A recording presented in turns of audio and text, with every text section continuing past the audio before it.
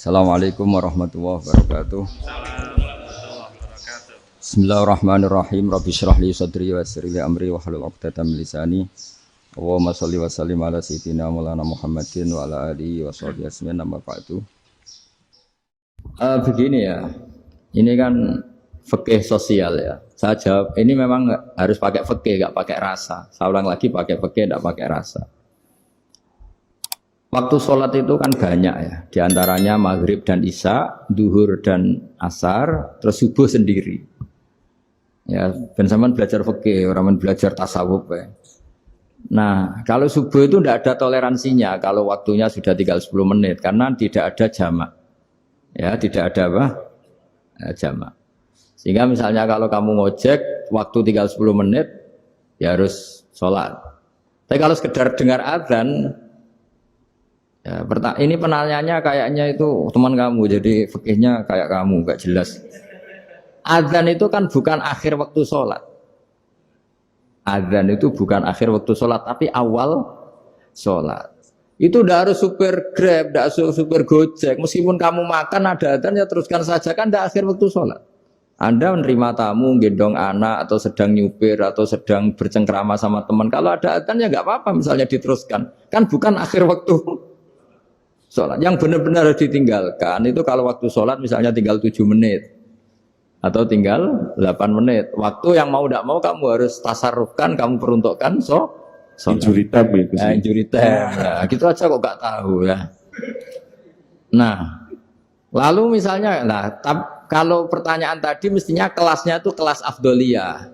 Utamanya gimana? Kalau wajibnya belum ada karena kan waktunya masih panjang. Jadi pertanyaannya bukan wajibnya, tapi sebaiknya. Karena ini semuanya belum mendesak kan. Andai kan kamu teruskan nganter barang kan tidak ada jaminan waktunya habis.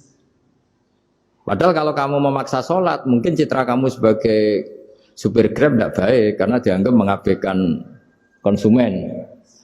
Nah, terus kedua menyangkut jarak. Oke, seperti itu. Nah sekarang kalau pertanyaannya dibalik.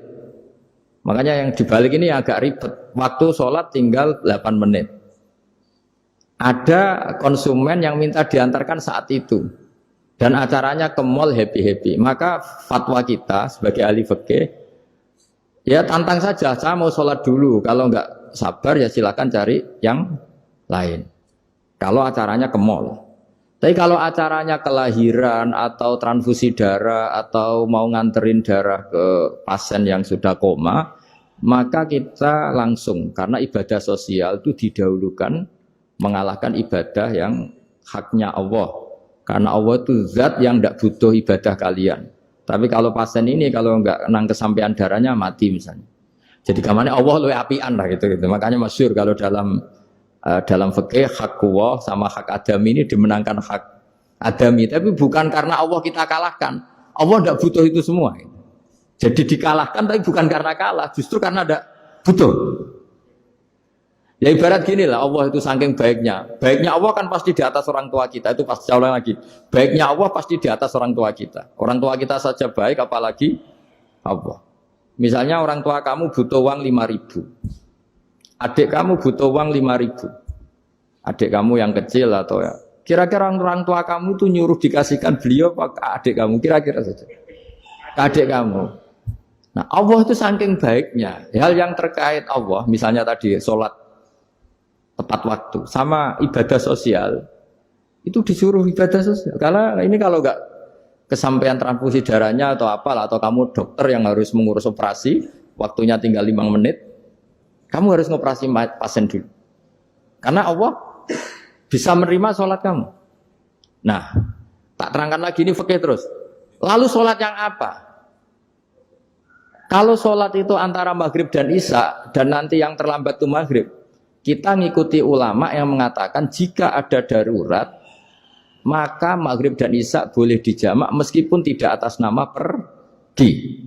Kan jarak kamu kan tidak jarak masafatu qasrin. Artinya apa? Misalnya saya dokter, harus operasi, waktu saya tinggal 8 menit, mau maghrib, ternyata harus ada operasi. Kalau saya nggak nangani, mati. Saya harus operasi, Dan nanti waktu saya maghrib habis itu tidak harus dikatakan kodok atau yang mengeluarkan maghrib dari waktunya. Bisa saja menurut ulama dianggap boleh dijamak takhir dengan isya.